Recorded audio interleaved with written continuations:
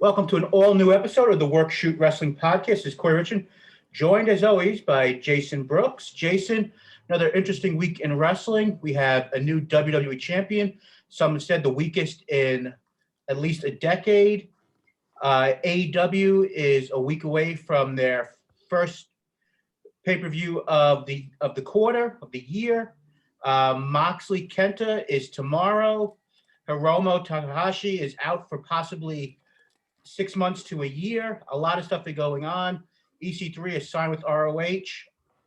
A lot of stuff going on. Another busy week in the World Fest Wrestling. But first of all, how are you doing today? I'm good. I got my second vaccine, second COVID shot today. So as you can see by my hair, eventually I'll be able to get a haircut. Feel very lucky that I've been able to get the shot. So we'll see how this show goes. I feel like I got someone like just basically like Mike Tyson punched me in the shoulder. Like I can barely move my arm, but feeling good that I got it, and happy to talk about wrestling. Another busy week, like you said. Yeah. So let's start with, I guess, the beginning of the week. Some quick thoughts. Elimination Chamber. Quick pay-per-view. 2.5 hours came, it went. We had the two Elimination Chambers. Not surprised on the SmackDown side. We got the result we expected with either Cesaro or Daniel Bryan winning. Daniel Bryan did win. Then we had the quick victory by Roman Reigns. We know officially it's Roman versus Edge now.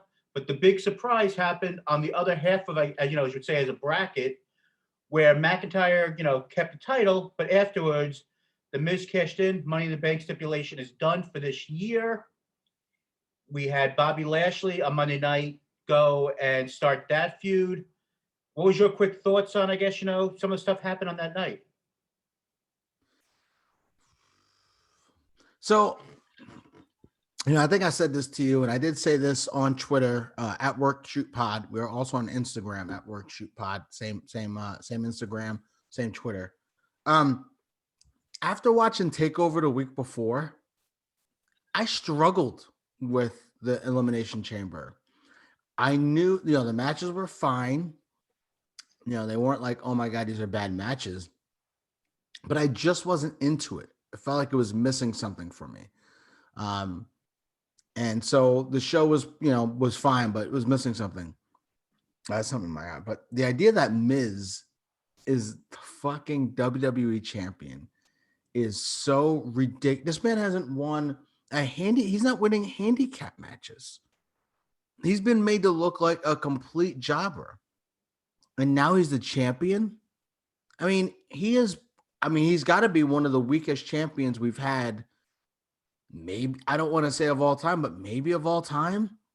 At least in the last, since the Great Khali, probably. Who has he beaten?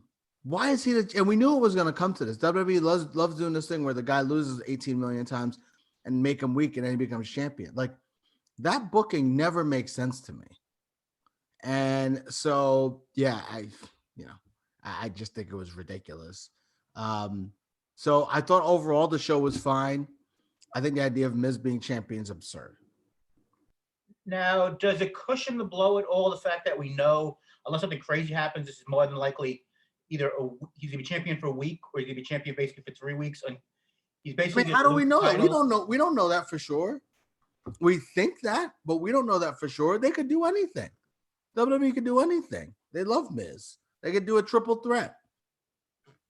Well, you could be absolutely right, and this goes on for 45 or 50 days until WrestleMania hits. But I think we're gonna either have one of two things. One, we're gonna have him lose the title to Lashley on Monday when we have that match, or he's gonna lose it at Fastlane, the first show at Peacock, which they're gonna try to have a big show there where we could have some sort of either triple threat match with McIntyre, where McIntyre, Corey, hold on. Sure. You're talking about the fantasy booking. What does this say if he loses the belt in a week? He may as well go do something else. Retire. He's won no matches. He wins the belt, and then he loses it in a week. What are we doing here? If I were a professional athlete, I wouldn't even retire. Right? It's like, the end of these athletes' careers when Drew Brees couldn't throw it in the Superdome against the Bucks. We knew it's over. It's time to retire. If you can't hold on to the belt for longer than a week, what are we doing here? So, but isn't that the definition of a transition champion? They did this with transition for a week. But this definition, Bob Backlund and Hulk Hogan, where you put the title on Iron Sheik because you don't want to beat Bob Backlund, so you put the title on Iron Sheik for a couple of days, and then you have Hulk Hogan win, so you protect your other champion. 20 years ago. But it worked then, and this is working now. He's beaten no one. He's the weakest champion ever. It makes Lashley look weak. If Lashley doesn't win, how weak does it make him look? You know what? I always say give something a chance before we kill it. I mean, I'm not saying you're wrong here by any stretch, and there's a very good chance that on Monday you're going to have. I don't think you have Lashley lose clean by any stretch, but I think there's a good chance that you could have McIntyre get. He makes his return. He was on the show on Monday. He makes either him or Strowman go and cause a disqualification on this match, setting up a match at Fastlane. So I could see that being the way they go. But I mean, also I could see him squashing Miz in 2 minutes. One of the guys who's been more protected than anybody up to this past weekend, where he didn't even get pinned in the match, and he came out looking the strongest guy in the whole entire company. Besides, Corey, I don't know that he's gotten. I mean, who knows? You don't think Bob Lashley will protect the guys? No. I was gonna say I don't know that he's gotten pinned in a singles match since the last time he lost to Drew McIntyre.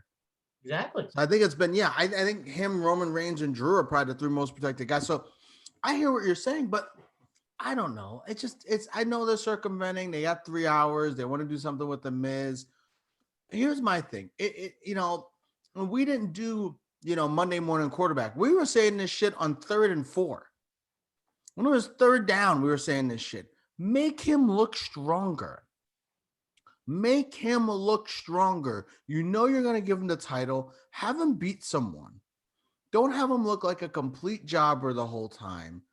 And then he cut that promo, and you're like, he's going to win. They finally made him cut a promo where he sounded like he wasn't a jobber, and then he won the next week. But he's beating nobody. This booking sometimes it's like the old who's booking this shit? Like it's ridiculous. That being said, if the end of this is we get Lashley against McIntyre at WrestleMania, it'll be fine. I guess the question is, we don't think Miz will have the title at WrestleMania. At least we hope not.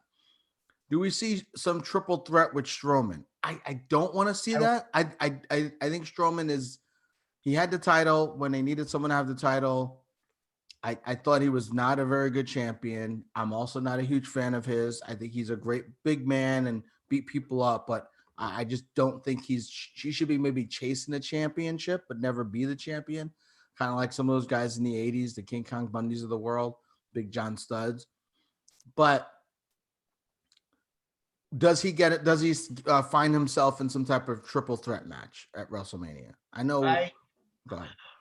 The triple threat match, I think it's Sheamus is the 3rd guy in that rotation, which I don't like either, because I really think that they're building towards Sheamus. I mean, not Sheamus. Braun Strowman versus Shane, and just a match where Shane could go dive off of the pirate ship maybe or something. And of course, I'm slightly joking when I say that. Just some sort of spectacle match on either night 1 or night 2. But I could see something, and you could tell, and just this fantasy. I know I fantasy book here, but you have a double quote unquote main event for Raw on Fastlane. You've got Lashley versus Miz, and you've got Sheamus versus McIntyre. The 2 winners face each other at Mania. I could see that's how you build this. Or you have, like I said, triple threat between Lashley, Sheamus, and McIntyre. Because I really do think you're getting a mixed, a tag team match at WrestleMania with Priest and Bad Bunny versus Miz and John Morrison. I think that's the direction you've been going with. You're going to have your pseudo celebrity in the Miz versus Bad Bunny, who is your celebrity for the year, who we can get into, what we think of Bad Bunny or not, but he's done a lot with sales. And he apparently is, big fan. He was on Saturday Night Live with the 24/7 title, everything else. He's making, people care about, I think, Damian Priest. I mean, I'm not sure how much me and you care more about Damian Priest because he's with Bad Bunny, but I think that's the direction they're going. Yeah. Damian Priest, Bad Bunny versus Miz and Morrison. I think that's You know, Corey, you did a great breakdown. I couldn't have said it better myself. So the idea is you have Sheamus against Drew, #1 title, Miz and Lashley. No, I think that's interesting. And have Strowman against Mick, because where'd Shane come from? Now he's just coming out. So you're right. I think all those things could be in play. I think that's very, very interesting.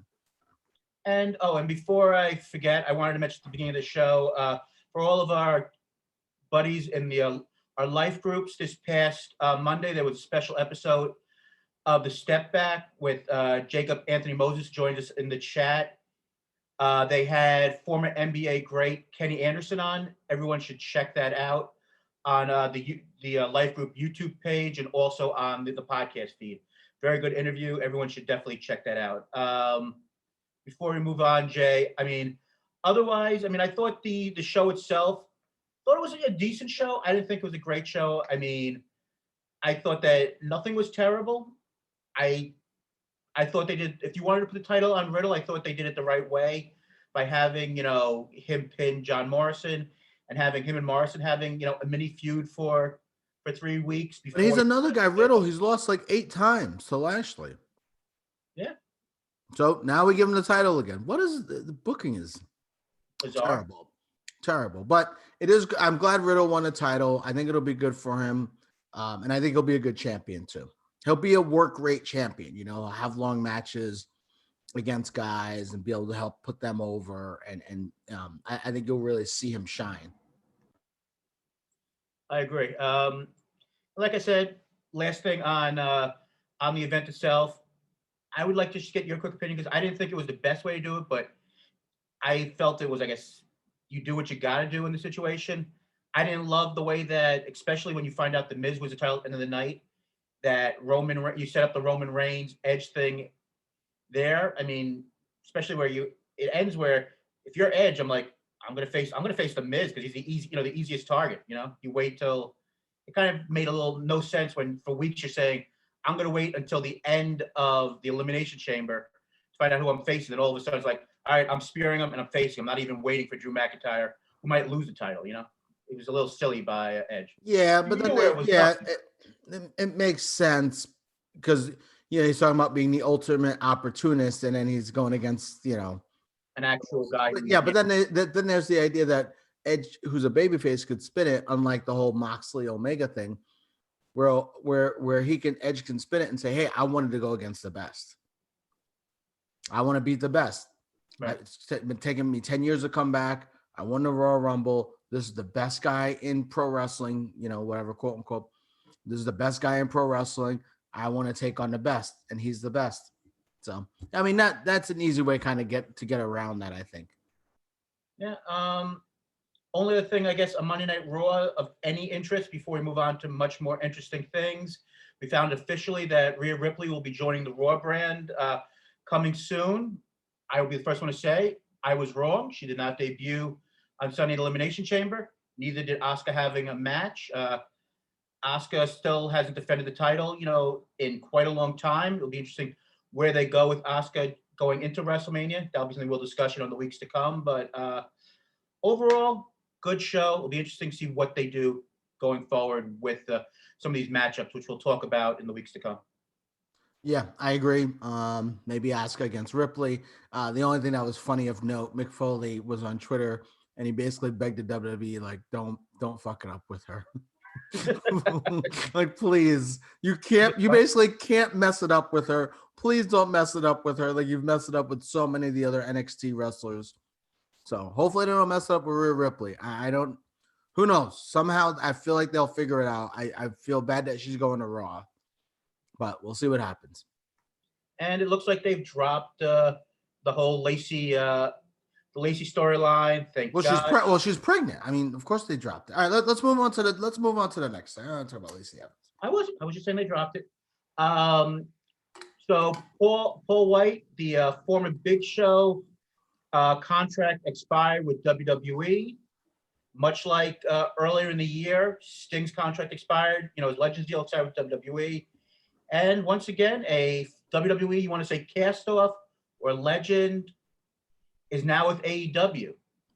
When the story first came out, on Wednesday morning, or I believe it was Wednesday morning. I think some people were like, "Oh God, another WWE cast off. What are we doing here? Why is this happening?" And then it came out that he's going to be a commentator on the Monday night AEW uh, Monday night YouTube show. I think Elevation, right? Elevation. Elevation. I can't speak the English language. I think some of it went away a little bit, but then all of a sudden the text said, or the tweet said that he will still be has an in-ring wrestling license. What's your thoughts on Paul Wight, the former Big Show, which I can't call him that, being part of AEW? You think it's a good thing, a bad thing, a non-story? What's your feeling on this one? Brings a little notoriety to AEW. You could say what you want about the Big Show and what WWE's done with them over the last couple of years, but he did have a Netflix show that's canceled. But he's had some mainstream celebrity love, over the years. Captain Spino. Yeah, so it is a story. I really never want to see him wrestle again. Never want to see him wrestle again. I mean, he's not absolutely terrible, but I don't want to see it. He's 50 years old. No one wants to see it. As a commentator, as someone who can maybe put over on someone else, he's always been pretty good on the mic. I think he could be interesting. I just don't want to see him wrestle. He's been in wrestling for forever, right? He can do a lot to help young guys, to give them information, to give them knowledge. So I think there's a lot of good that he can do, and it brings notoriety to AEW. So I think for the most part, it's fine. I just hope he doesn't wrestle. I think the idea that people are like upset because it's like a WWE cast off. Well, he's 50 years old. He was on a Legends contract. Clearly, he's not going to come back and be a full-time performer. But the idea that he's going to wrestle at all is like, oh God, what's he going to be in these pay-per-views now? So I guess for me, it doesn't really matter. I'm more interested in what the hell this Elevation show is going to be. And the idea that AEW is trying to do another show on TNT this year. It's like, how much content are they putting out? So that part is also very interesting to me, what this Elevation show looks like, but good for Paul Wight. And, we'll see where it goes. Yeah. I mean, I kind of agree with you. I mean, I don't have much interest in seeing him wrestle anymore. I mean, he did lose a ton of weight. A couple of years ago when he was a full-time guy, he was over 500 pounds, and now he's I guess it was like 460 or 450. Well, whatever. I mean, he's lost weight. With the matches with Orton, he looked good. He looked like he was in good shape. So he's definitely improved, whatever his weight is. He's definitely looks way better than he has in the past. Right. So, I mean, if he wrestles, once a year on a big match where they put him in, something happens on the YouTube show that leads to maybe a big match maybe once a year, where he puts over maybe like a Wardlow, or maybe, he plays if you have, like something we'll discuss maybe in a couple of minutes, the fact that Phoenix has basically become the jobber to the main eventers, even though I'll let you, Jay, get on your soapbox in a second. But, if you have him play the Rey Mysterio role and he gets this huge win down the line, again, and then you have him playing the Kevin Nash role, or, the Giant role from the past, from 20 years ago, and that gets Phoenix over. Hopefully it's not, him putting over a Big Show. But I mean, if you have that, and that's like that big signature win of him beating a Giant, or, he helps Lance Archer get over, or something like that, once a year, I have no problem with that. If that sets up something. But if he's in there every week, as an in-ring performer, please, no. That I agree with you on that aspect. But, if he's there, and we'll see how this works out. If it equates him being funny in a couple of seconds, and, a couple of movie scenes with Adam Sandler, or, doing some skits, that equates him being a good commentator. More power to him. If he gets I think he'll be. Yeah, I think I'm not worried about him being a commentator or whatever. I think he'll be fine. I mean, him and Shivani, I think they'll be fine. I'm not worried about him being a commentator, but I'm just worried about him wrestling too much. And sometimes AEW says the guy's gonna be part-time, but things out here every week. So that's the thing that I worry about. Tony Khan getting excited and wanting guys out there every week, right? Mm-hmm. So that's, I guess, my only concern. But you know what? We'll see how it all works out. Yeah, you know what? But I think the bigger story in all this is, just like and I'm not saying this is Vince McMahon or Triple H or anybody dropping the ball. I'm thinking that no one wants to ever, no one's going to want to ever leave WWE, but just comes to the idea of, I don't think that AEW is going to spend the mega bucks on a Brock Lesnar. But when people's contracts come up, even in a pandemic, there's competition out there. Yes, ROH is not going to be signing everyone and their mother to a deal. But if it's the right guy, and yes, we have apparently like 75 guys in the male end of the roster right now, which is way too many guys. But they'll go out there, as long as your name isn't Tessa Blanchard, for some reason we're not signing her, we'll sign somebody. WWE can't just say, oh, we're going to give this guy, lowball an offer or not give somebody a chance to, make the big money. AEW is an option, it's just not. Yeah. No, we've talked about that, a million times already, and it's great. And, guys get more money, and, we love wrestling, and we know we've watched how hard these guys have worked over the years and what they put their body through. So, and also how much the WWE is worth as a company, right? $1 billion contract with Peacock. So yeah, I want these guys to get all the money. I want these guys to get as much freaking money as they can because they work really, really hard. So yeah, I think that thing is great. I do think it's interesting that for instance, Sting, he was in the WWE, but he was really always a WCW guy. He lost at WrestleMania in that match. So for him to go to AEW, like, it's not a surprise. And it makes sense. Him being out every week, it doesn't make any sense. Well, Paul Wight, Big Show's been in the WWE for 25 years. So, and I know it's, he was on the Legends deal, but he was a big part of Raw, not just 8 months ago, during the pandemic, in that big, main event match on Raw against Orton, right? So he's been a big part of the WWE for many, many, many years. So the idea that he moved to AEW, I think that's the bigger deal, that he was this established guy for a long time, and he could have just wrote out his Legends contract and it would have been fine, that he decided, hey, this isn't good enough. And some of the speculation is that he felt he didn't like how the Orton storyline during Legends Night worked out, and that he was upset about that. And that factored into some of what's going on. And, maybe it did, maybe it didn't. But the idea that,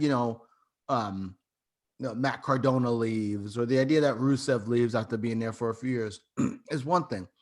But the fact that an established guy who was there for so long leaves, I think it tells you a lot. And I think it tells you that a lot of these guys are listening, and, they're listening to what's out there. And, some of them may be more interested than we realize. So I don't think this is a, game-changing move, but I do think it's interesting with how long Big Show was there and what he's chosen to do, leave now.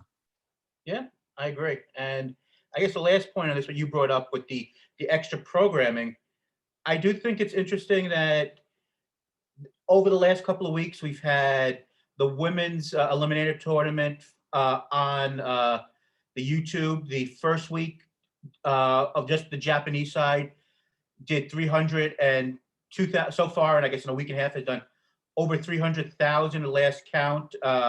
Views this past week's in the first 2 days did 200,000, and that also was advertised to have Britt Baker and also Ty Conte on it. So I mean, you had more of the known stars, and so I mean, it was kind of a test run. In the year before, you had the women's tag team on tournament on this. This was kind of the test run of what this show on March 15th is going to be.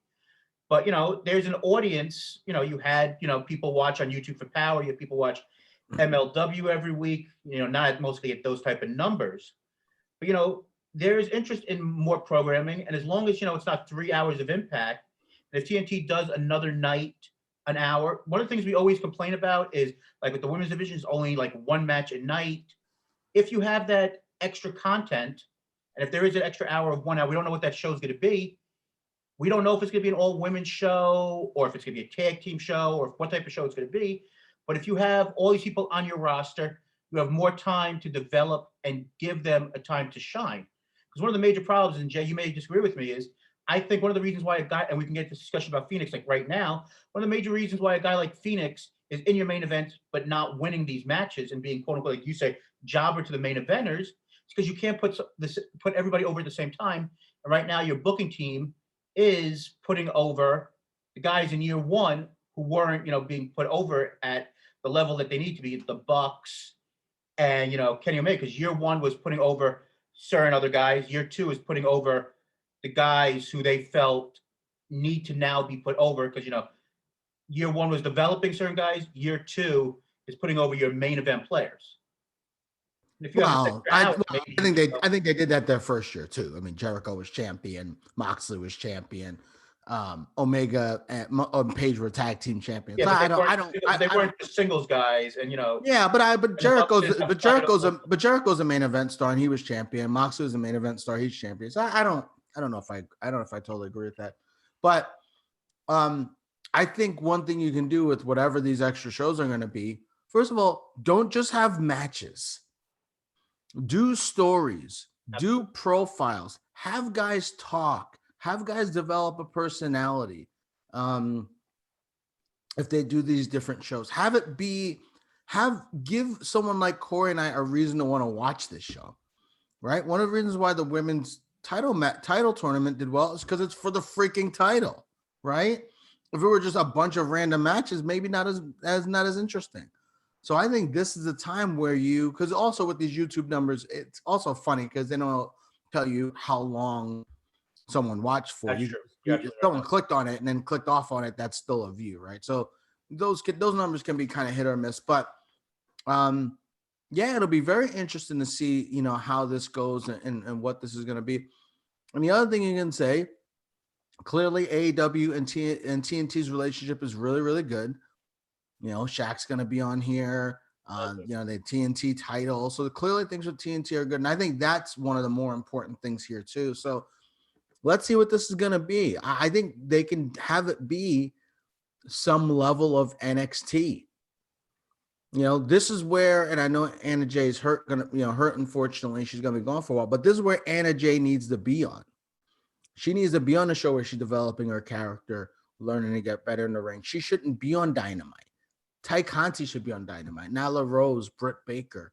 You know what I mean? Even Layla Hirsch, once we hear who she is. So I think they could do a lot of cool, interesting, different things with the show. Also, it'll be interesting who's going to run the show. Is Tony Khan running all these shows? So we'll see how things go. But I think more content isn't always better if it's not good. And I trust AEW to figure out how to make this different. Because as much as I complain about some of their stuff, some of their stuff is good. And I think Tony Khan tries to be creative. I think sometimes he's too creative for his own good. But, so we'll see what happens with this new show. All right. So quickly, just want to throw it out there. We're not going to have really time to talk about this week, but they went and on Impact, they let us know what the main event for their next card sacrifice is going to be. It's going to be Rich Swann versus Moose. It'll be interesting what they do over the next couple of weeks. Hopefully in the next 2 or 3 weeks, we'll have a chance to get more into that. But I think that's a good direction for the company to have two of your biggest single stars to finally figure out what you want to do with that title. So I'll be interested to see what they do. I thought it was a good overall show, but we got a lot of stuff to talk about this week. So hopefully in the next couple of weeks, we'll have more time to talk about Impact, hopefully. The only thing I'll say is I agree with you. And man, Moose looks great. Yeah, Moose looks great. So, I see Rich Swann, and then I see Moose, and I'm like, Moose should be the champion. So we'll see how that goes over the next few weeks for sure. So let's talk about our favorite subject of every week, because we kind of spoke about slightly already with the Paul Wight situation. It's gonna be interesting calling him Paul Wight now again, but we had AEW and NXT, both solid shows. Both were up in the ratings. I believe it's might be the highest rating for NXT of the year so far. I thought both shows were good. I will be the first one to say I thought that the Escobar versus Cross match I felt was a little long. I thought the match was good, but I don't know. For me, if it was maybe 5 minutes shorter, it would have worked better. And I don't know what Corey, I don't know what they're doing with Karrion Kross. I think they're trying to they want to do something with them to keep him out of the world title situation, because you made this big turn with Adam Cole, and Cole's going to be feuding with your champions in some form now because he keeps on killing Finn Balor. And, and I think part of your storyline is the fact that Kyle O'Reilly is going to be hurt for at least a couple of weeks, it looks like. And, how long you really going to do a feud with, Roderick Strong. So, I mean, it looks like the next title shot's going to going to Adam Cole, not to Karrion Kross. I think they're trying to do something. Yeah. I get it. I'm being more, rhetorical, but I didn't like the match. Really? Yeah. I mean, it was a lot of gimmicks. Karrion Kross was made to look like, modern day Hulk Hogan. He's throwing guys all over the place. Agreed. He made Legado del Fantasma has been a very protected group. Obviously they've lost some matches as a tag team, but Santos Escobar has not lost many matches. And basically Karrion Kross beat them in a 3-on-1 handicap match. Mm-hmm. And I get it. One guy's a heel, one guy I guess is a babyface. I don't know. Winner. But they are maybe damaging people at the behest of putting over Karrion Kross. And I don't love it. And also the match wasn't great. They were all over the place. They didn't know whether they wanted it to be a standard match or be a hardcore match. Too much interference from the other two guys. So that kind of was annoying. I thought it was a slow match. I thought it was boring. I did not like the match at all. I was not impressed at all with Karrion Kross and that match. So that's just my feelings on him. But you talk about a guy who I want to go to the main roster. Normally I never want these guys to leave. If he goes to the main roster soon, just fine by me. I think that's probably where he belongs. And that's not a negative either, but I think he's just not what NXT is. Like, he's just not what they are. He's a lot of tricks and gimmicks, and in the ring, he's just fine. Where that's not what NXT is. You watched that takeover last week. Karrion Kross couldn't have been on that takeover. Who could he have gone against that would have been a match to the quality of any of those matches?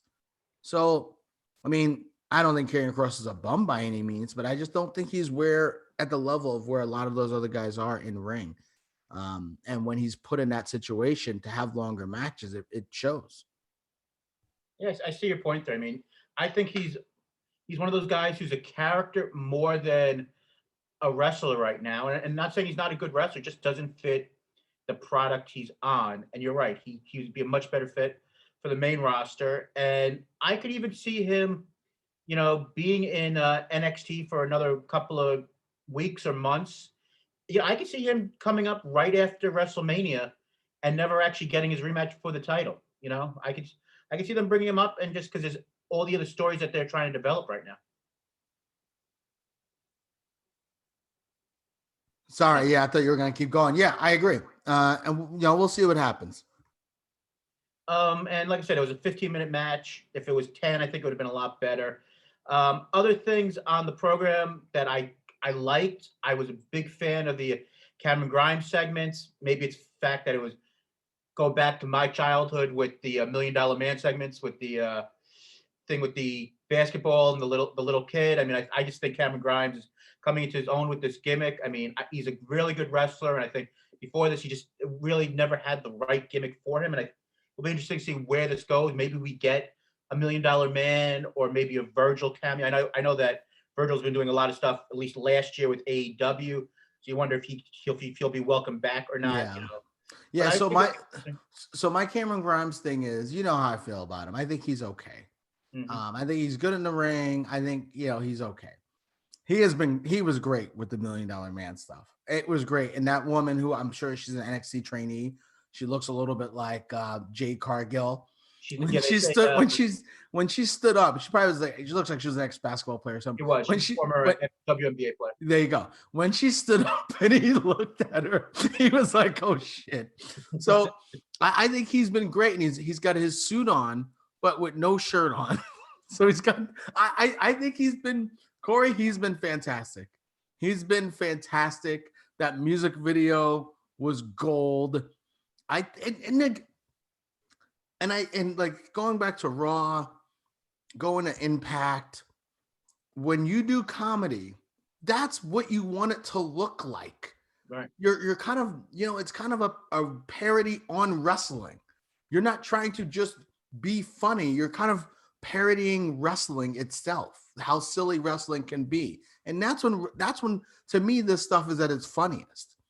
So yeah, I think the Cameron Grimes stuff has been amazing. I have no idea where it goes or what this means for him in any titles, but it has been a good gimmick and something to show his personality because we know what he can do in the ring. Do you have any interest, before we move on, do you have any interest in the Killian Dane or stuff with possibly going back to Imperium or stuff they did with the Grizzly Young Veterans? Basically, I'm asking, with the tag team situation, because I really enjoyed the promo package they did with MSK at the beginning of the night, and then was kind of like confused on why right after coming back from commercial, they did an injury angle. I mean, it kind of confused me a little bit. You do this highlight package showing how their story, and then all of a sudden, right afterwards, you take them out with an injury angle. It kind of confused me what they're doing with the whole tag team situation within. Well, the video package was something else, and then they came out and they wanted to talk about their upcoming match. So it makes sense. And then the Grizzled Young Veterans, to keep the heat on them, they attacked them. So to me, it made sense. I think it's interesting, and I'm glad they're doing more with the tag teams. It's been a while since it's been basically Breezango and Lorcan and Birch. That's all we've had for the tag team for a while. So I'm glad we're seeing more with them. I think the Alexander Wolf thing with Killian Dane, I think it's interesting. I'm glad they're doing something with Killian Dane. I think that guy's super talented in the ring, and so I love those little, and I think that's one thing I don't think that AEW does a great job with sometimes, those little kind of subtleties, to kind of build the story slowly. Their subtleties are usually done on being in the elite, which is the problem, which you've said many times, I know either on air or on our private conversations, is the fact that just like, Talking Smack, which is a great show, not everybody watches Talking Smack. Not everybody watches being in the elite. So a lot of the character development that you have on your YouTube shows that aren't even, your new one that's going to be on Monday nights, not everybody watches. So when you do things on YouTube programming that not everybody sees, not your whole audience is going to know is actually part of your storylines. And they don't even do like highlights from BTE. Like, so they'll say BTE comes out on YouTube, but they won't say, hey, here's something that happened on BTE, right? So like, give us a little sample. Like, so yeah, no, I agree. But anyway, yeah, I thought NXT was a solid show. I like the Sam Shaw stuff, Dexter Lumis. It's a little silly, but you got to do something with Gargano, and obviously they're gonna have Lumis involved. So I think it's not my favorite storyline, but I think it's fine. The Xia Li thing, I love what they're doing with her. Okay. Apparently, Casey might be injured, so that's, I think, part of the reason why they did the angle. I think they're making Xia Li look strong. So I was happy with what they did there, and it was not long. I thought the EO match was a little disappointing. I thought they didn't have great chemistry. There were some hiccups there. EO's got to get another finisher. Sometimes that moonsault, she misses it badly. But yeah, Tony Storm did a good job. Good heel logic there, saying go ask Rico for the match if you want to prove you're better than me. So that should be good. So yeah, I thought overall NXT was a solid show, but probably, the big angle was the Adam Cole angle, right? Like that. I think NXT was probably not as good of a show as it normally is because of that Karrion Kross match. But Adam Cole, man, I know he's smaller. I get it. But man, that guy's good. Fuck, he's good, Corey. He's so good. And I love what they did there at the end. He's overall one of the top 10 performers in the business. Promos, in-ring, ring psychology, everything. He knows how to do it. And if he was, 3 inches taller, he'd be, one of the biggest money makers in the world, and Vince McMahon would understand what he has. But, because this isn't, the steroid era where he needed, Brett and Shawn to take over, he's not, headlining WrestleManias. Guys like him and Gargano, who are under 6'2" or whatever the magical number is for Vince to actually care about you. That's the difference, Oh, we've talked about that in the past, but in terms of just the angle in general, it was very well done. I thought it was really, really well done. Sets up Cole against Balor. Maybe O'Reilly's involved there. And one thing I love about feuds is when you get multiple elements involved, right? So you got the NXT title being the main thing. You have Balor could go against Cole. You have Balor could go against O'Reilly. You've got Strong could go against Cole at some point to set something up. So there's so many different ways they can go with this feud where they can really drag it out until Mania and have Balor go against Cole or O'Reilly or both. Yeah, I agree. I thought, like I said, overall, strong show, not the best show they've had, but like we say most weeks, it's what you do the week before and building from past stories that helps the ratings continue to grow. And I think that's why your ratings are better. I mean, yes, for the first time in a while, you didn't have, terrible weather or the president being impeached or, the Capitol being stormed. So you didn't have the big news story that caused, 25 of the top 30 things on Nielsen to be, news related, but both shows are up. And I don't think it's just because of that. I think it's because you've developed over the last couple of weeks, especially with NXT, stronger stories that people are now more interested, and it might be a little bit more must watch going forward. I don't know if they keep, the 7:35, what they had around that this week, but I think they are having a good balance and better shows that people are starting to care about.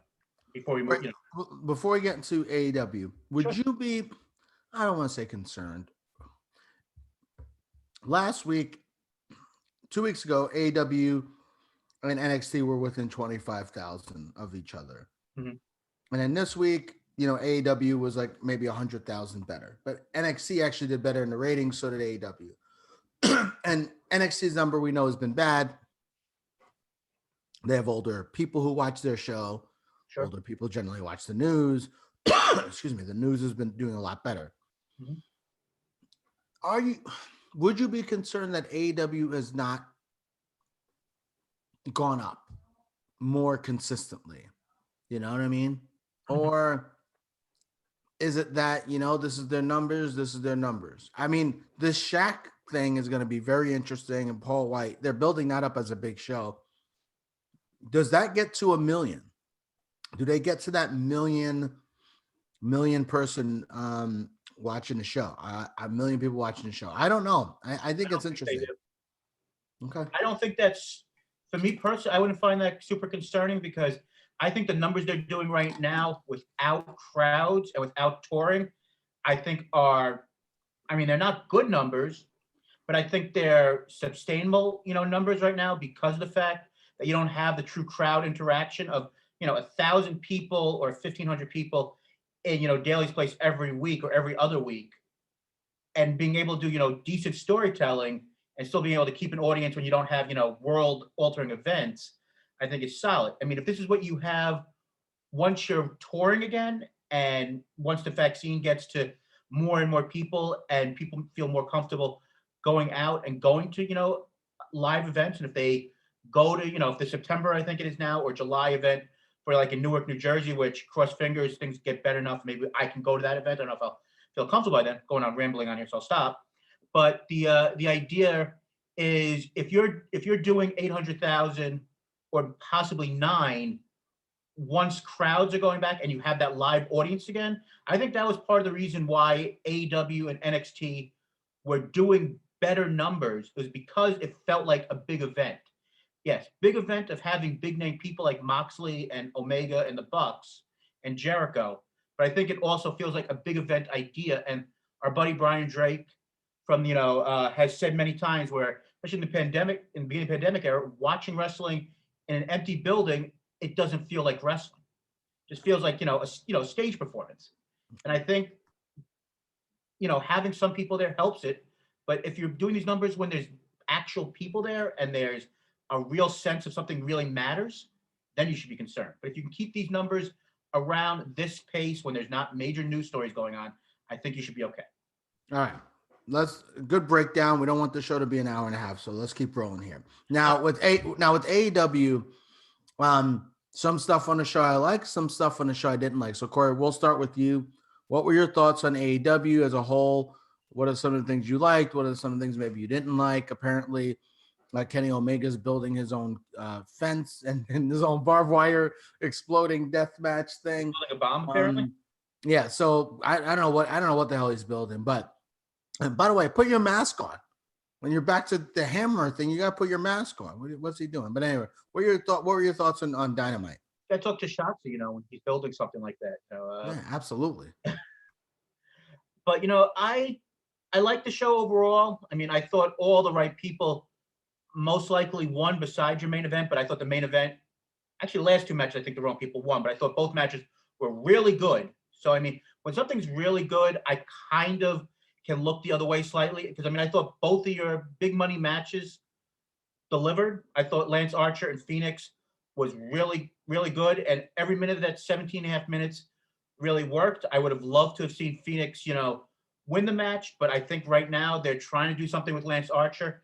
I think Lance Archer is going to be, the base for that ladder match, the big guy who takes a lot of the bumps and where guys can do all the moves off of. I thought Nyla Rose and Britt Baker had an excellent match. Me personally, I would have had Britt win, but I think maybe the long-term story is Britt beats, either Thunder Rosa or Shida or whoever wins this tournament.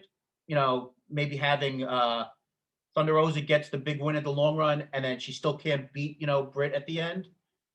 Or that's how you set up the rematch. I mean, everything else on the show, didn't do that much for me. It was nice to see. I thought the Varsity Club looked good, but they were there to do what they do. If that match could have been, 4 or 5 minutes, not 9, but that was a little bit long. I thought Moxley cut a great promo. So overall, I thought it was a good show. I thought, Isaiah Cassidy looked great for only like his 4th singles match, in AEW. So I thought did that match have to be that long? Why does matches so long? Does Isaiah Cassidy need to be in there for that long? 13 minutes. I mean, but let me ask you this before you kill it. Now, what do you want to do with, so let's say that match, instead of being 13 minutes and 25 seconds, that minutes is like 8 minutes. Now, do you want that extra 5 minutes to go towards that women's match? Do you want to see another, that time go to another match? Do you just want to see highlight packages, building people? What do you want to see happen with that 5 minutes? 2 other guys get spotlighted? What do you want? When's the last time we saw Scorpio Sky? Good point. So that's 5 minutes. There's 5 minutes right there. You want to see Scorpio Sky in a match beat somebody? So, but I mean, that's something. I haven't seen the man in forever. I mean, he's doing a podcast now. I guess he doesn't have a lot of time in a sense. But great. I mean, but that's like great. Like that's the problem. Like do a package with Scorpio Sky saying like I haven't been around, but I'm coming back or. Right. Whatever. I'm in this match, this ladder match. And, I'm in this match. Like people, guys who were in the ladder match talking about being excited to be in the ladder match and not getting opportunities and what I don't know anything. Instead of having a 13-minute match, it just doesn't make sense to me. Some of the stuff they do doesn't make sense to me. Some of the stuff they do, I get, but some of the stuff they do is like, why would you? I think Phoenix is going to figure out his way into this match. It doesn't make any sense. He wouldn't be on the pay-per-view, right? Does that makes no sense. I think that unless Pac is the mysterious 6th guy in the match, I think Pac and Phoenix will be in the tag team gauntlet match, and I can see them very, very possibly winning it. But Jay, I want to let you get on the soapbox because I'm not saying you're wrong. Because I mean, and we can have a slight discussion here, but I'm going to set this up for you. What did you not like about a very good main event, which you even texted me, because I'm not going to read verbatim because it's, you could say it. You said to me something to the effect, great main event on AEW tonight, but I'll let you take the floor. I mean, Corey, Phoenix has been on all these high-profile matches. He's won tag matches. Him and his brother have not won the tag titles. He is a guy who seems to me to be a guy they like to have in these matches to put other guys over and lose. oh, here's the shiny guy who makes things look good and he flies around and he's fun, but then he loses in the end. And let's push the real guys. That's what it looks like to me. A jobber to the stars is what they call it, right? To me, and I get it. It's a hard spot with Archer. They need to reheat him back up after him losing to Cody and then him losing. He went against Moxley, right? Him losing to Moxley. Yep. So they need to kind of keep him. And he's a guy who I think they look at as like a main event level guy, which I get. Lance Archer's fantastic. But, like, there's no other way you could do it. Now, again, if you're right and they put them in a tag team gauntlet battle royal gimmick and they win it, fine. But man, Corey, it's a lot of matches with this guy to have for him not to win him. A lot of matches. And at some point, fans get to be like, well, I don't want to see this guy because I know he's not going to win the match. Yeah. I mean, I'm not going to disagree with you because I see your point here, but I also, when I watch all these matches with Phoenix, I don't see him, like, the lasting impression for me isn't him losing. It's his amazing performances. And I see the crowd reaction to him where they're always super hyped whenever he does moves. And I feel that's him getting over. I don't feel that's him, like, I don't know, maybe because he's so good and maybe the average fan who's not the super mark like we are looks at him as just a guy who can't get it done and he's a loser. But like when I see the Miz lose every week, I think of him as a job guy. And I understand he's been there for 10 years and he's won titles, but I think of the Miz as a joke. Or I think of, unfortunately, like Ricochet at this point, because he's also on TV so much less. No, we're talking about two different things. Right. What I'm saying we're talking about just a jobber. Like they're Barry Horowitz. They're Iron Mike Sharp. I'm not talking about those guys, which the Miz and Ricochet have basically been. I just think it's hard to put Phoenix in these main events when he continues to lose them. And that his credibility, he loses his credibility. And sure, the fans are excited because, he's going to do these flashy moves, but he's never going to be in the main event of a pay-per-view. He's never going to have a big spot. So, like, we kind of care, but, like, we don't totally care. And I think eventually that's where it could start to be. Again, we'll see. We can give it some time. And Tony Khan seems to like Phoenix, and they have put him in a lot of these high-profile matches. But is it because he does flashy moves, or is it because they care about him to become, eventually some type of main eventer? I don't know. I'm also curious to see where his English is. I thought his English was better than like he doesn't speak English at all. I thought his English was actually a little better, was okay. But the guy is such a natural baby face with stuff that we've seen in documentaries we've seen. I don't know. I just think he's fantastic. And, and maybe that's if they expand the show, he could, have a spot on there. I don't know. I don't know how they're going to do this. The other thing is Young Bucks with the dad. What was that? What was that? Blood or what? Oh my God. That was the fakest looking blood I've ever seen. Also, like, he didn't need to bleed. You don't need to do the fake blood all the. I don't understand what Tony Khan's obsession is with fake blood. They could have just had him being beat up. It would have had the same effect. Instead, we're making fun of how bad the blood looks. I'm not going to defend that one. Yeah, that was so and like. Also, why do we need to make the feud personal? It's for the freaking titles. You're bad guys. You want the titles. They're good guys who have the titles. I want to be the champion. That's the most important thing. Why do I need to beat up somebody's dad to prove that? I don't know. We're on the same page on that one. And my last thing I'm going to say about AEW this week, and this is a negative, and I know I'm Mr. Super Positive, but if you have another week of television, I know that you have the finals of the tournament, unless that's I think that's on the Go Home show for the women's eliminator. I think it is. But it felt like way too many things felt like the Go Home angles for the pay-per-view when you have one more episode left. I mean, maybe they'll do something else with the Bucks and Jericho and MJF, but that kind of felt like the Go Home angle, felt like the Go Home angle for, other things. And I know you got Shaq versus Cody, so that's gonna be somewhat of the focus because you know you have I think you have the NBA All-Star game also on that Sunday night, and that's TNT could have maybe helped out the AEW a little bit, knowing that the pay-per-view was the same night, but maybe the NBA said it's doing this night, nothing you can do about it.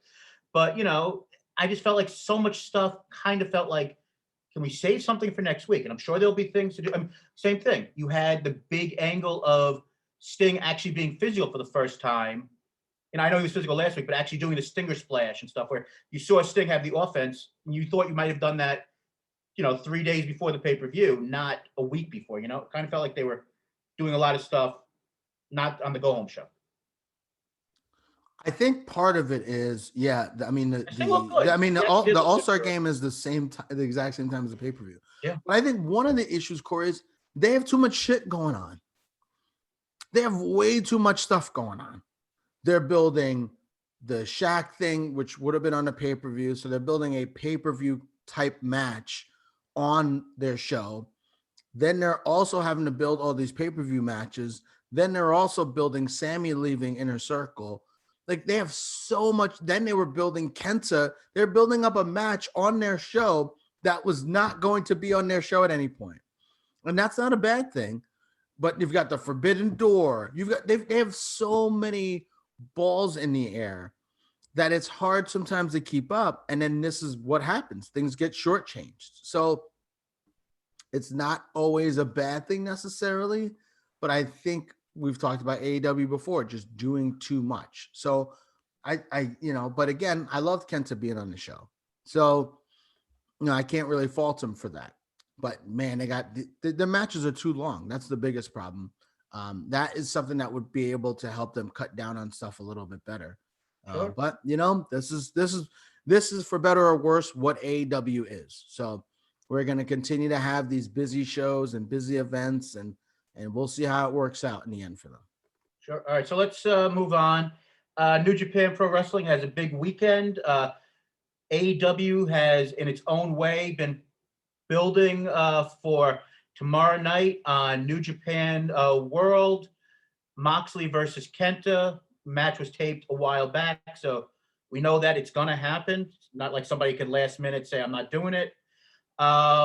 What's your quick thoughts? Do you think Moxley loses the title? Does Kenta win it back? Do we have a screwy thing to keep Moxley strong? I mean, how do you think that goes tomorrow night? And are you gonna watch it? Well, I'm gonna watch it. Not lot. I don't even know what time it's on. I always just watch it on Saturday or Sunday. Like I don't ever watch it the day of. 10 o'clock Eastern. 10 o'clock Eastern. So probably not. Usually Thursday, Friday nights are for the wife and I. So probably not. But who knows? I'll just kind of try to stay off the websites and Twitter and stuff like that. I think it'll be a good match. Before this Forbidden Door thing, I thought Kenta was definitely going to win. Now I think it could go either way. And then with this New Japan Strong thing, I think you can start to have some guys, Japanese guys, come work on New Japan Strong and, quarantine or whatever, and then work on the show. So, we'll see how it works out. Do they film out of LA or Florida? California. That's interesting because we know the dojo. Because we know the shutdown. Because I knew it was the LA dojo, but we know there's been shutdowns and stuff like that. So, that's interesting. Anyway, I think it should be a really good match. And I'm gonna say Kenta wins. He's had that briefcase forever. I'm gonna actually go the other way. I think because they have with the Forbidden Door and everything else, I think Moxley holds on, and I think he'll maybe defend it once in a while on New Japan Strong show here and there.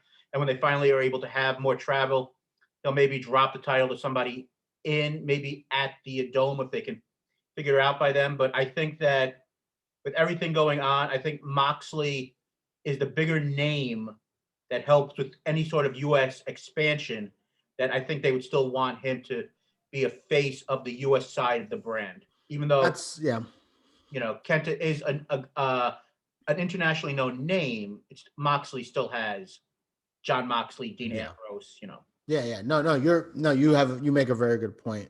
I'm gonna switch. I'm gonna go with you. I'm gonna say you made some good points today. This has been a good show for you. I'm gonna say that Moxley wins. I'll go with you on that. Thinking about it from the business standpoint and the expansion and having a big time, American, and we've seen that for years that they've had big time Americans, the Hulk Hogan's, the Brock Lesnar's of the world, the AJ Styles, the Kenny Omega, North American. So we've seen what they've done with that in the past, and they want to continue to expand. So it would make sense to have Moxley have the title still. And also this weekend, they're going to have on New Japan World, they'll have their Castle Attack shows with a couple of big matches. You've got Naito versus Ibushi for the IC title on there. Naito's been a little bit hurt, so we don't know how good that match will be, but we'll have that. You'll have the Great Okan versus Tanahashi in his first defense of his title. So, I mean, you're going to have some other matches, but leading into another big story of the week is Hiromu Takahashi is going to be out for at least 6 months, possibly longer. So this past week, he went and vacated the title, which is a huge problem for them with their junior division. And it's set up a match on this week's shows. It's going to be El Desperado versus Bushi versus El Fantasma for the vacated title. So that's your other big match on they're like all heels. I mean, Bushi kind of is whatever, but yeah, but he's no. No, I love Bushi, but I mean that's the problem though, right? That's your division. I mean, those guys are all good in their own right, but none of those guys are stars by any standard. I think El Fantasma can be a star, but he's not there yet, right? No, he's not there yet. He hasn't been on New Japan forever. You know what I mean? So, but he's not Hiromu. You know what I mean? So, yeah, it's a big loss. We thought them losing Kushida was going to be a big loss. And we talked about it at the time because they just don't have a lot of juniors. They just don't. They have 18 million belts. They don't really have a lot of juniors, and their depth is really, really being tested now. So, yeah, especially when you have Will Ospreay and Shingo move up to your heavyweight division. Yep, so absolutely. Comes back to bite you in the ass. As much as you want to see those guys, deserve to move up. Sorry to interrupt, but you want to see those guys move up, and they deserve to move up. When that happens, and you let guy like Kushida go, Ricochet, Trent Beretta, and all, Matt Sydal, Matt Sydal to a lesser extent, you have to go and get more stars to come in. Well, some of those guys, some of it's like not their fault, right? Like guys just left, Trent Beretta left and Ricochet left. But yeah, they're not getting new guys. And let's actually talk about that now.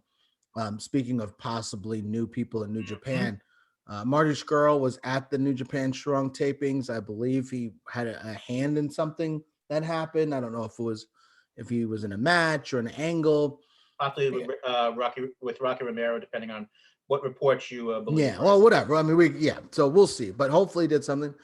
But so here's my thing with Marty Scurll, right? He had a big money deal with Ring of Honor, and they're paying everyone. So he would have continued to get paid.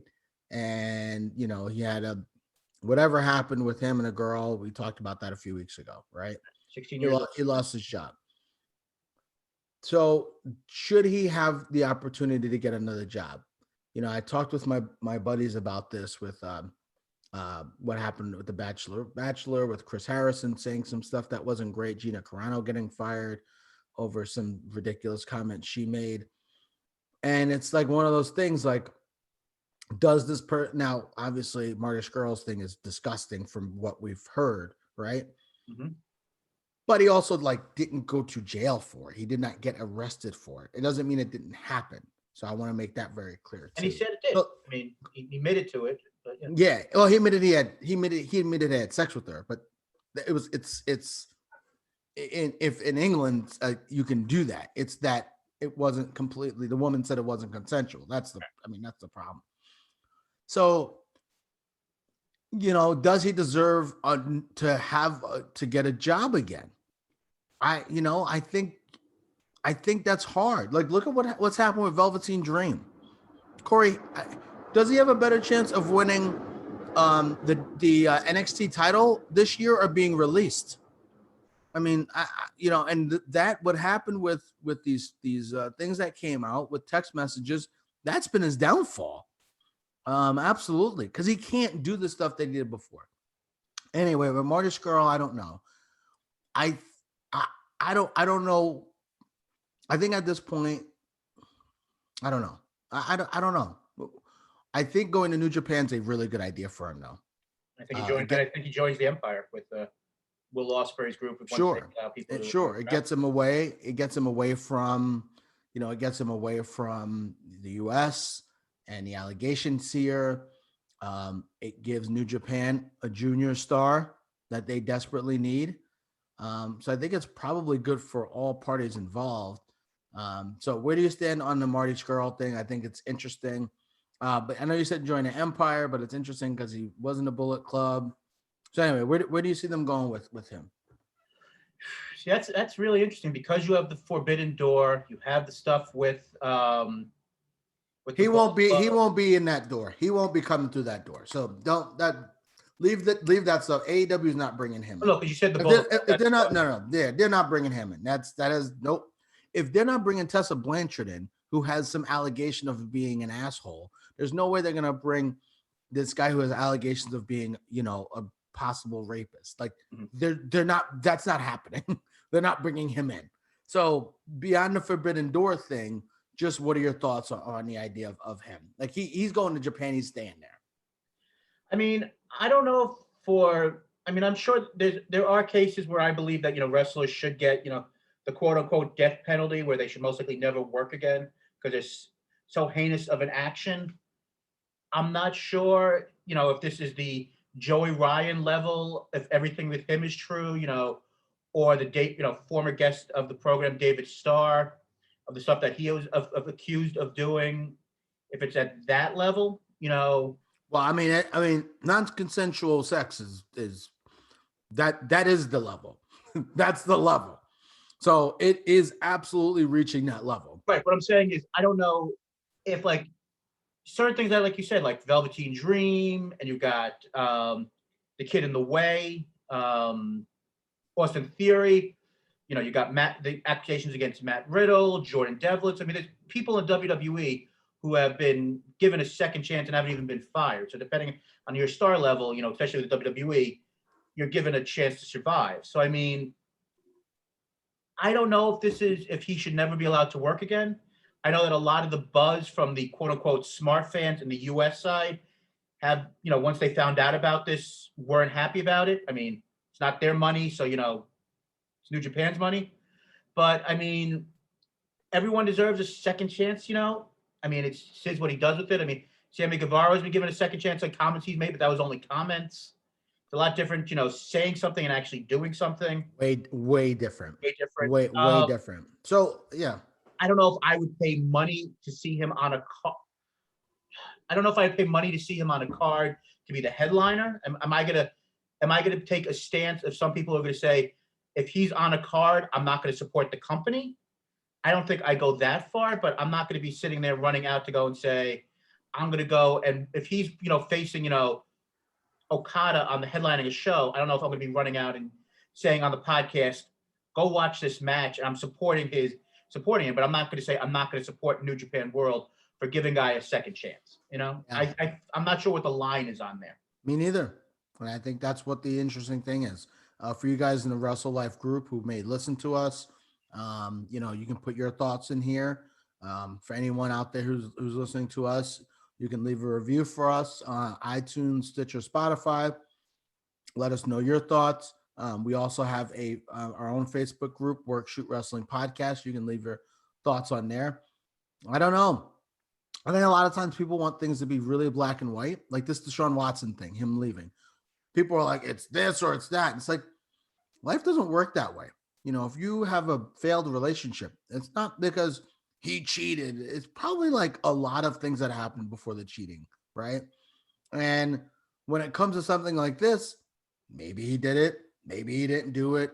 We don't know exactly what happened, but it's really tricky and very, very gray. So I'm not sure, but I guess we'll kind of see what happens.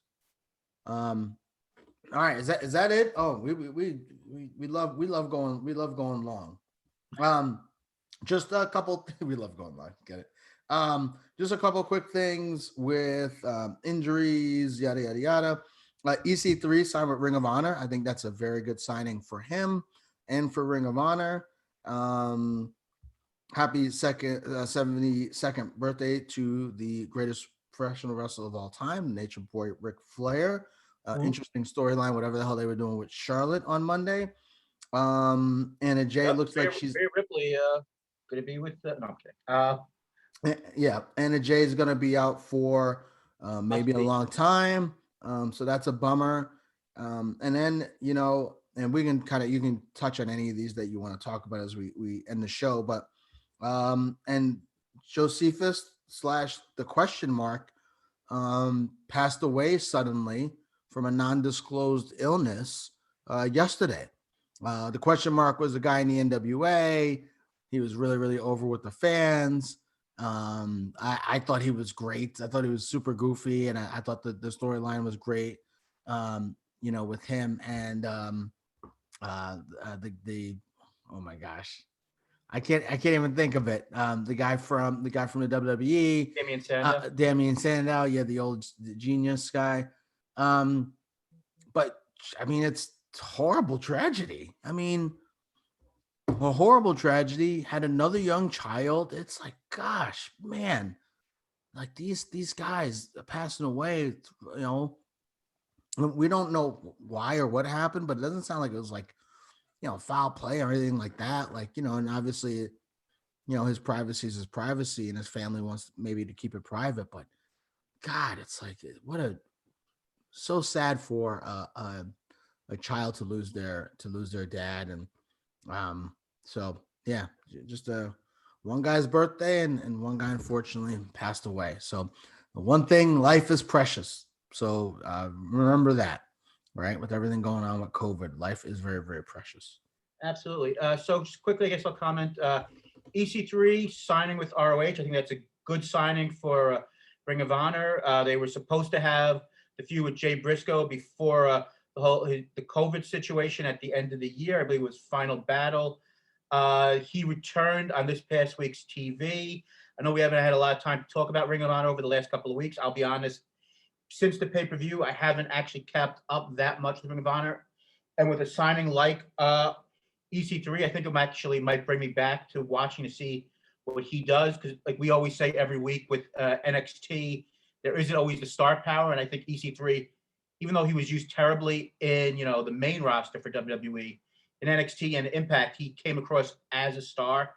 And I think he can be one of those guys you can help the younger talent and help in his own right, help build some of the guys like a Jay Briscoe who might be a little bit floundering right now and get a little bit more of that edge back. So I think that could be a really good feud, in the short term. Congratulations, 72 years, Ric Flair, greatest of all time. Interesting what they do with him going forward now that the Lacey Evans storyline has been put on hold for hopefully forever. The question mark, I thought it was an interesting gimmick in the NWA. He was of Josephus. I never really saw a lot of his work on the other NWA shows, so I can't really judge on that. From everything I've heard, he was a really good dude that, just like, Brody Lee, no one ever had anything bad to say about him.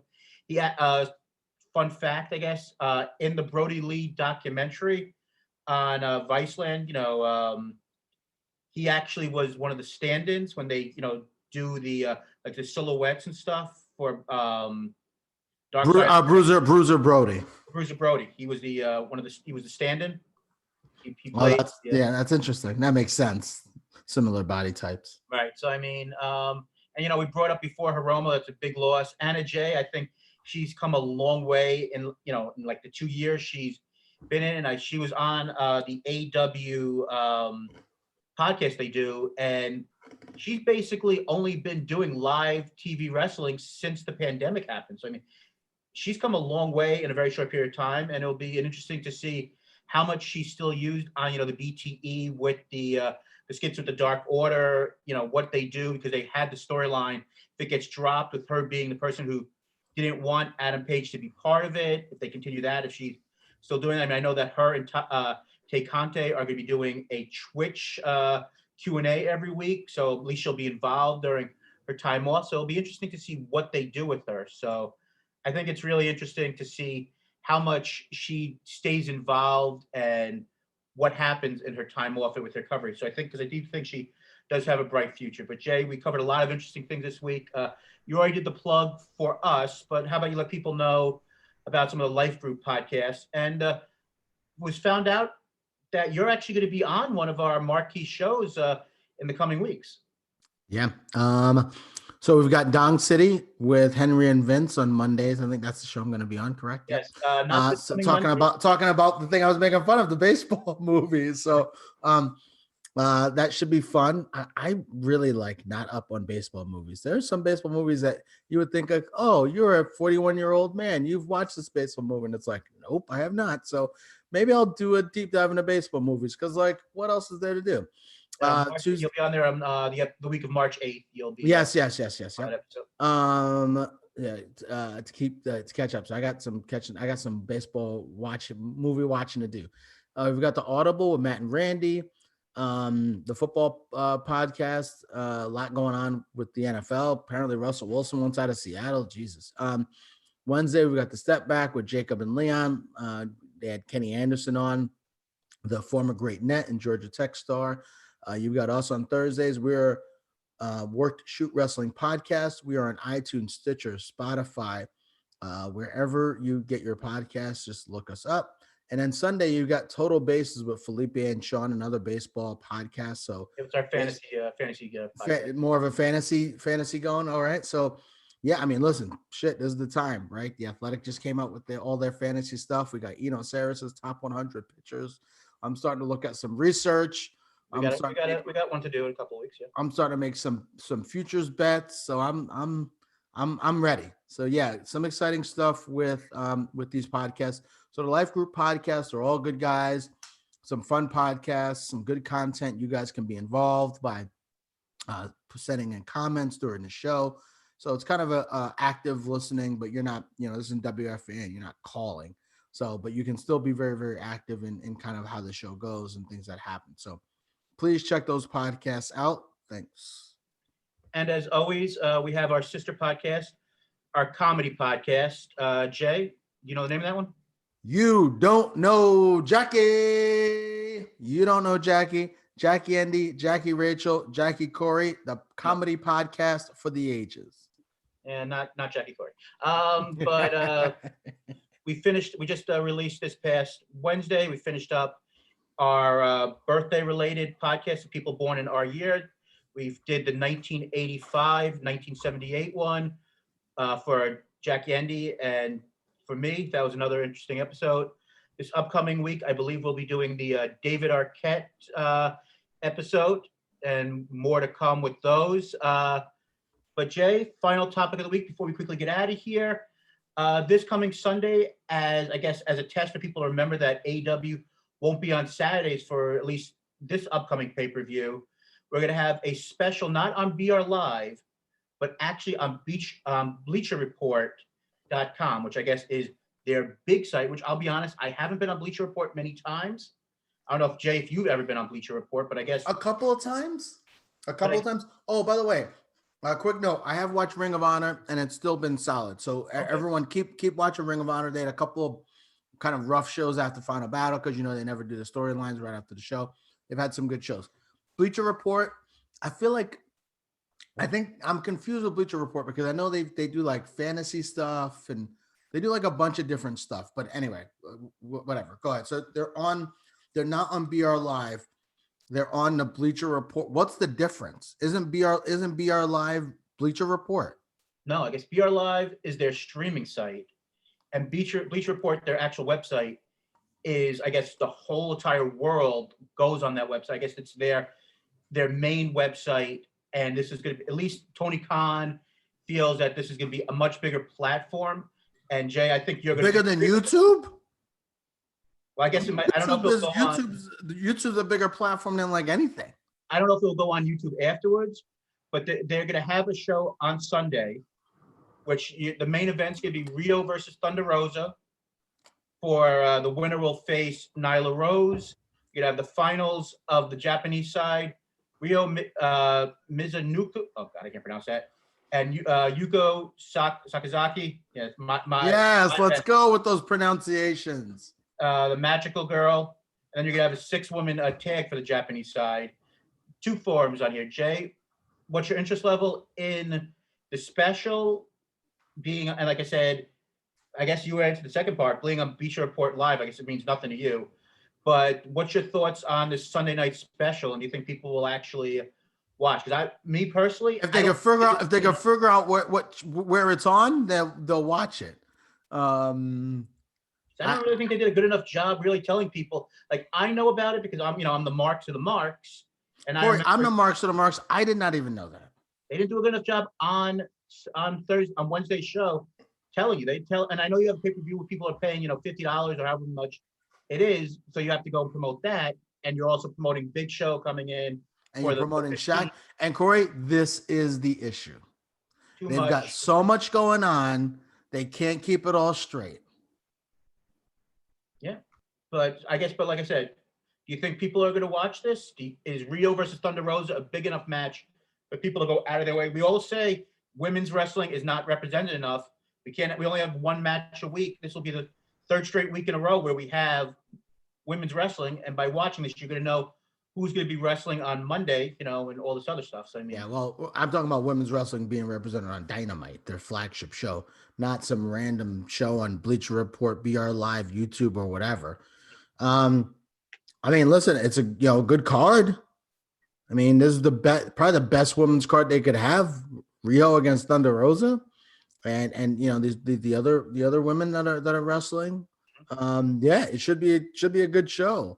So I'll try to watch it at some point. Like I said, there's so much wrestling to watch every week.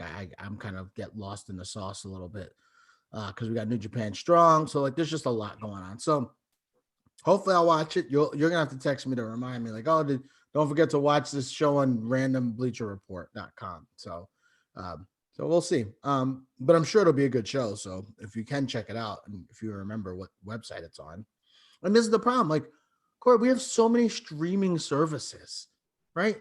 Yep. Now you're telling people go to another thing.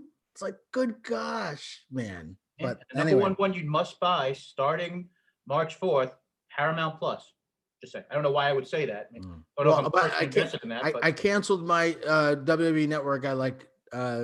The pay-per-view ended early, so I think I canceled it like at 9:38 Central Time. They're like, why are you canceling? Motherfuckers, because you're on another service. That's cheaper. So yeah, that's why. Yeah, it's free. I get it for free. Yeah. But anyway. So like I said, it's gonna be interesting. I'll try to check it out. I think I might be at work, so I might have to watch it in between. Hopefully things not going crazy. But Jay, another really interesting show this week. Definitely check out all of the shows on the Life Group Network. And of course, check out on the Life Group Network on wherever you check out audio-wise. And also you can check it out on the Life Group's YouTube site, YouTube page. Definitely check out The Step Back with Kenny Anderson. Great show, great pickup by both of them, getting a huge guest and hopefully many more to come in the future. But Jay, as always, the final word is yours. I think we're done here. See ya.